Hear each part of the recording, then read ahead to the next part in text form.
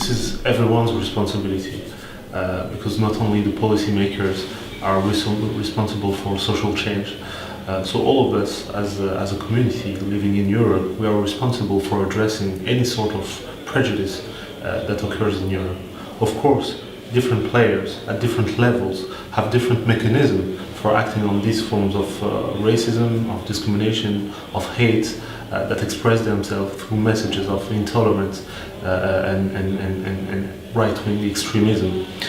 So, for example, the typical policymakers at the European level will try to put new forms of racism and discrimination on the agenda of the European Commission, for example.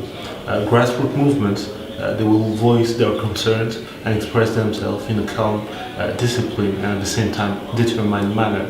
Activists should take these causes and make them heard to the public, make them vivid, make them visible, and express them.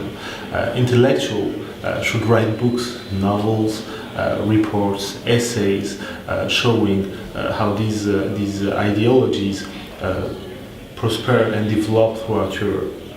And of course, governments, they have the primary responsibility to protect their citizens and to make sure that people living within the geographical boundaries of the country are also part of the same society. And this means promoting tolerance, explaining what goes on, explaining that we are part of the same society, part of the same community, and that no minority among us has to live with prejudice. Fighting anti-Semitism is the problem of us all.